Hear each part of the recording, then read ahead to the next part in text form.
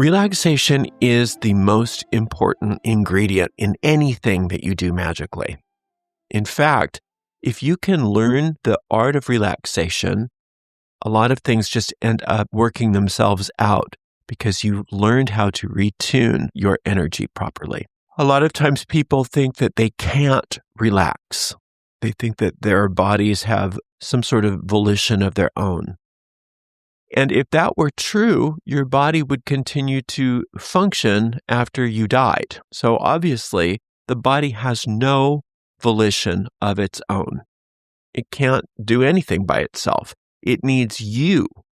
So anytime you believe that you can't relax, remind yourself that you can. It's just a matter of practice, just like anything else. Practicing an instrument, practicing art, practicing a sport, practicing dance, practicing yoga. Any skill improves with practice. And the most important practice that anyone can be involved in is the practice of regular relaxation. Don't wait until you have a spell to perform to practice your relaxation. Practice your relaxation every single day. Recognize that it is the most important thing that you can do. If you want a peaceful mind, go for the peaceful body. Because remember that tension in the body is a symptom of tension in the mind, and you can reverse engineer the tension in your mind by relaxing the body. Going through the body with nice deep breathing, one section at a time, just telling yourself, my forehead is relaxed, my jaw is relaxed, my eyes are relaxed, the back of my neck is relaxed, my shoulders are relaxed, etc. Just taking some nice deep breaths and relaxing deeper and deeper. Allow yourself to sit in a place of relaxation every single day. And if you can, expand the time that you relax to up to 20, 30 minutes a day. You're going to notice that your entire life transforms.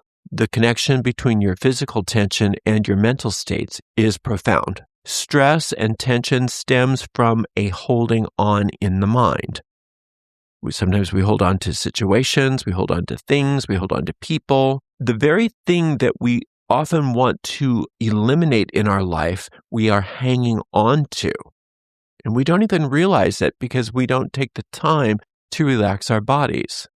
Now, if there is something that you really want to eliminate, one of the best things that you can do is take that thing, focus on that idea in your mind as you relax your body, and notice where you're holding on in your body as you think of the thing that you want to release. As you learn to relax the parts of your body that are the most tense in the presence of the thought of whatever it is that you want to release, you recognize that you're releasing the thing entirely from your energy system and thus from your mind.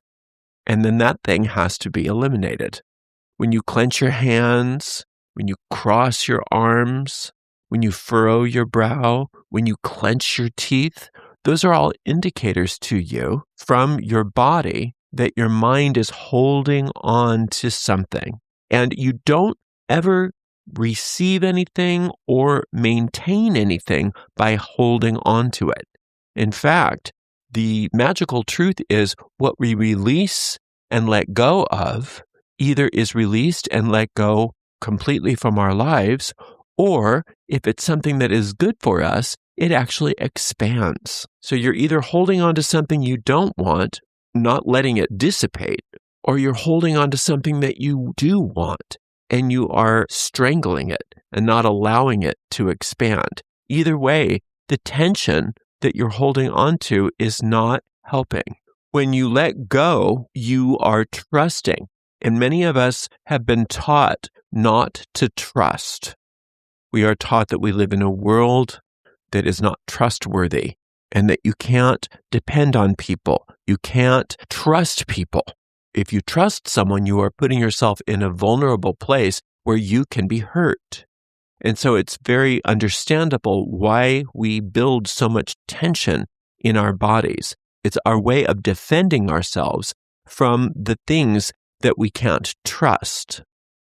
Tension in the body is an indicator that we don't trust. as we grow in our magical practice, we learn that one of the most effective ingredients in successful magic is that of faith. Faith in the process of magic and faith in a higher power.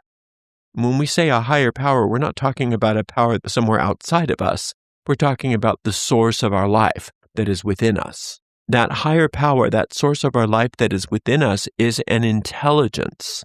And that intelligence understands what our circumstances are and how to heal the circumstances that are not good for us, and how to maintain and increase the things in our lives which are good for us. Infinite intelligence is one with our minds. As we learn how to trust in and have faith in this higher power, it's easier for us to let go the tension in our bodies and thus our minds that is keeping the help that we desire at bay.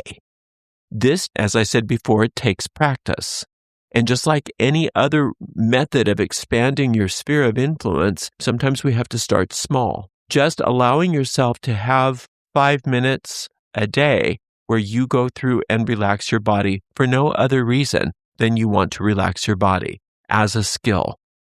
Just like a painter may have 5 minutes where they practice a particular stroke, or a vocalist may practice a particular type of scale, or blending their vocal registers every single day. Allowing yourself to just relax for the sake of relaxation, knowing that it's a skill that will be applied to your magic. One of the things we must do is conjure a feeling, conjure an emotion that matches that which we desire. Many people struggle with this. For instance, if they're doing a spell for success in a career, they have a hard time conjuring the experience, or they'll conjure something that's not helpful. They think, well, once my career is really working, I'll be so excited. So they conjure the feeling of excitement. But would it be exciting if your career was working? Maybe initially, but ultimately, if your career was working day to day, it's not exciting. It's the new normal. There's a peacefulness about it. There's a certainty about it. There's a joy about it, but it's not necessarily exciting. So one of the best ways to conjure the emotion according to the spell that you are casting is simply to have the conjuration of relaxation, to conjure a peaceful state of mind. That is the all-purpose conjuration, no matter what your spell is. The ultimate goal for you in having success in your spell is to feel happy, is to feel peaceful, is to be content. So practicing the feeling of contentment makes a lot of sense. If you can find a way to have peace and relaxation and contentment each and every day for 5 up to 20 to 30 minutes at a time, you are in a place where you can, as you're casting a spell, conjure that same feeling in the presence of the vision of what it is that you want to achieve. Now, you may not be able to visualize very well, and that's okay. There's all kinds of ways to create the image of what you desire for your deep mind. Sometimes we do it with physical objects. We'll do it sometimes with candles. It symbolically gives us the image of what we want, or maybe a puppet, or maybe other kinds of tools on an altar. It's very common to have those kinds of visual aids on our altar when we're casting a spell, because not everybody is that adept at visualizing very clearly what they want. And you don't really need to be. As long as you can get the idea into your deep mind, that's all that's necessary. But what you really need on top of that is in the presence of that visualization or that depiction of your desire to be able to conjure the feeling of contentment. Now, there's another aspect to the idea of relaxation that's very important. The term that was used when I learned this concept was the mental shield. There is a shield that is held in place when we are awake during our day that keeps a sense of defensiveness about us, where we feel somewhat safer in the world. That's that mental shield. But the mental shield is really not as safe as we think it is. It's a mental device that we all have that is held in place by tension. And that tension, what it does is it gives us a false sense of security where we're keeping, quote, them out and us in, so that we are not feeling so vulnerable. And so we get very tense in order to give us this false sense of security. It's questionable whether that's effective. It's questionable whether that's a healthy thing to do. But it's definitely not an effective thing to do in the midst of a magical operation. So you definitely want to have that mental shield lowered while you are working your magic, because otherwise your magic doesn't have any way to project the thought form onto the screen of space, because the idea of projecting the thought form onto the screen of space is nullified by the mental shield that you have erected through the tension in your body. You can always determine the intensity of the shield that you have erected based on the level of tension that you carry in your body. Now, it's important to know that it's not that you're bad or wrong or faulty or stupid or any of those other adjectives that you can come up with because you have a mental shield or you discover that you have a lot of tension in your body. You are just like the rest of us. So it's not that everybody else is in on this secret except for you. You're just like all of us, that you carry around tension. You have a mental shield erected based on the idea that you're somehow keeping yourself safe through tension. It's normal. Everybody does it.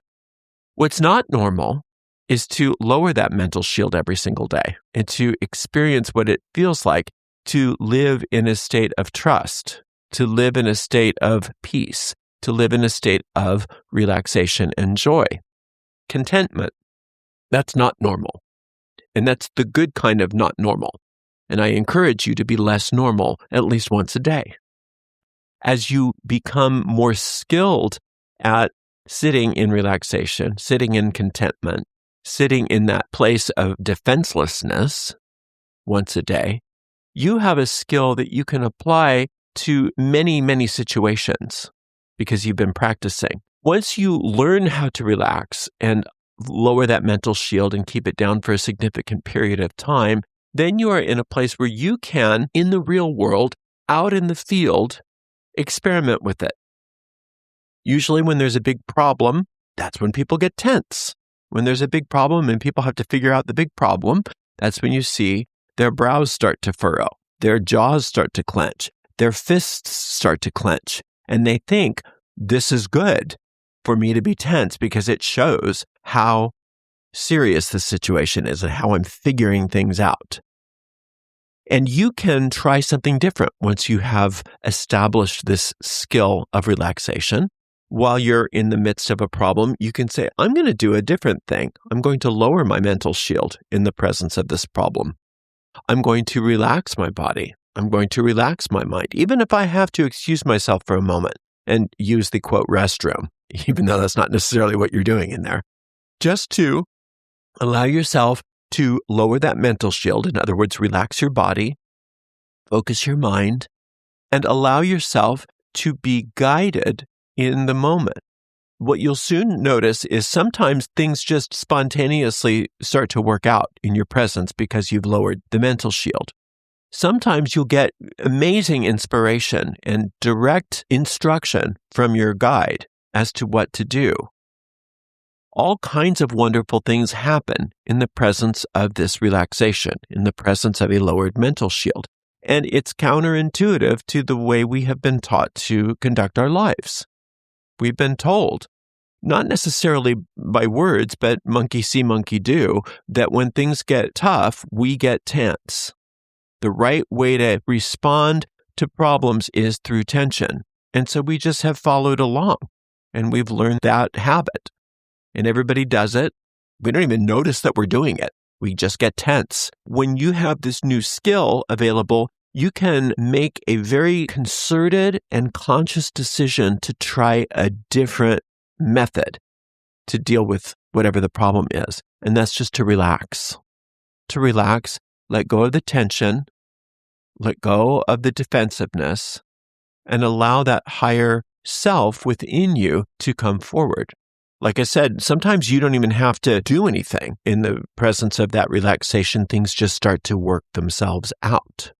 Why do you think that is? Well, when you are allowing your mental shield to lower, when you are relaxing, you are attuning yourself to the real you. The real you isn't a tense being. Your soul doesn't have tension. Only the ego has tension. And so when you allow yourself to disassemble the tension in your body, you're also disassembling the ego in your mind, at least in that moment. And you can't live in two worlds at once. You can't live in the world of the ego and in the world of the soul at once. So when you have decided to move, at least for that moment, into the world of the soul, then the soul can take over. And the soul is always connected to the infinite. The soul is always connected to the solution. The soul is always connected to everything that you need at any moment of time and point of space. And so things often will work out spontaneously just through your decision to relax. And you don't need a magical operation necessarily. It's so opposite of what we believe in this world. It's so opposite of everything that everybody's doing. You just turn on the news. Nobody's practicing relaxation. No world leader is practicing relaxation anywhere. But if you were to allow yourself to, in the scariest possible moments of your life, to change and to say, wait, I'm going to use my new skill that I've been practicing. I'm going to relax. I'm going to relax. Even if I have to excuse myself from the people in this room for a moment, I'm going to go relax. I'm not going to try to figure it out. I'm not going to try to force a solution. I'm not going to pretend like I know the best thing to do right now, because I know that I don't know the best thing to do right now because I'm in a state of tension. I know if I'm in a state of tension, a couple things are happening. If I'm tense, then I know I'm not trusting in the infinite. And if I'm tense, I know my ego's in charge of my mind, not my soul. So what I want is to be able to have my soul in charge of my mind at this moment and to trust in the infinite so that the infinite can work through me and take care of this situation for me. And so then you do that. You just excuse yourself if you need to, or if you're able to do it in the presence of other people, and just take a moment to relax your body. If you've been practicing this every day, it'll be easy for you to just relax your body. Just notice where your tension is and relax it. And when you relax it, you have a different experience of the situation than you did before you relaxed it. And if you can continue that feeling of relaxation in the presence of the situation, you'll notice, maybe not immediately, the physical situation will start to reflect your feeling of peace and relaxation, rather than continuing down the road that it was on before you were able to relax. Sometimes that means that your situation is going to change in such a way that you're separated from these other people that refuse to relax. Sometimes that means that your relaxation is going to be contagious and they start to relax. It can manifest in all kinds of different ways. All that matters is that you learn to use your choice to relax to your benefit. And it is a choice. Many people think that they do not have a choice, that tension is the only thing they can do. It's the only way they can live their lives is with tension. And like I said, sometimes that means you have to start really small. Start with trying to relax that one part of your body, just that one part of your body that's the most tense. And if you can even have a small bit of relaxation, fine, you're done for the day. You've done a great practice that day, and you're going to practice it again tomorrow, and then again the next day. And schedule this in. The best time for me to practice this is first thing in the morning. My body's already a little bit on the relaxed side because I've just gotten up. And also, if I can get it out of the way the first thing in the morning, then I know that it's going to be done. If I keep putting it off and I'll relax, in the middle of the day, or no, I'll do my relaxation before I go to bed, it may not get done. But if I just commit, I'm going to do it first thing in the morning, maybe not before coffee, maybe during or after coffee, but definitely in the morning before I get my day started, I'm going to make sure to have my relaxation session. Then what happens is that I'm always primed. I know that I have that skill of relaxation. I'm always capable at any moment in my day of being able to recalibrate where I need to. If things are going off the rails, I can recognize, well, where's this registering as tension in my body? Well, I do have control over the tension in my body. And so if I can let go of the tension in my body while I'm thinking of this, then I know that the thought form that's attached to the tension in my body regarding this is also being undone. And when that thought form is being undone, then the situation has to change. Like I said, it may not be instantaneous that the situation changes, but my response to the situation has been changed instantaneously through one simple practice, and that's physical relaxation, relaxing my body. I don't have to be a master of meditation. I don't have to be a master at not having my mind wander. I don't have to be a master of anything other than noticing where I'm tense and relaxing. Our bodies are amazing barometers of the mind. We can figure out what's going on in the mind based on the level of tension in our body.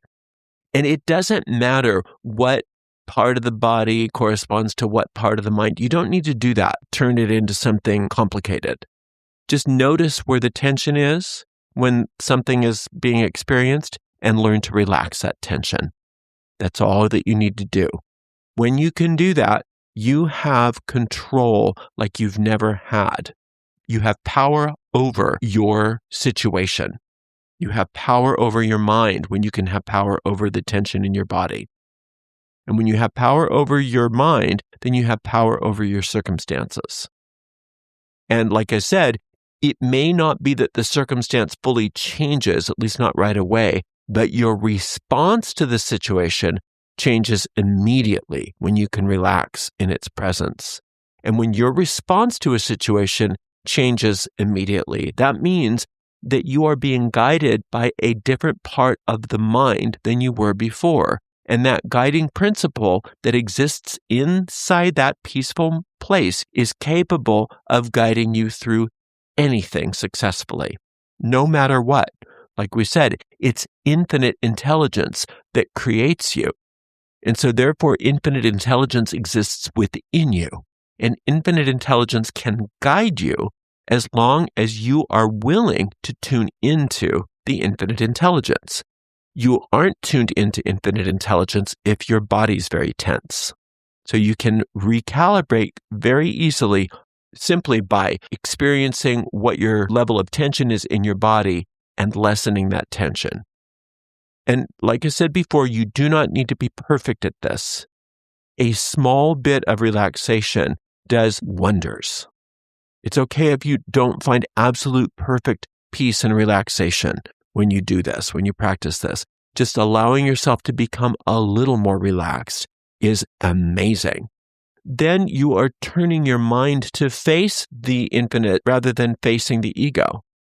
It's a brilliant yet simple principle that isn't talked about enough. Physical tension is a wonderful barometer as to what part of the mind you are working with. Give it a try this week. Give it a good try. Try to maybe do it for 7 straight days.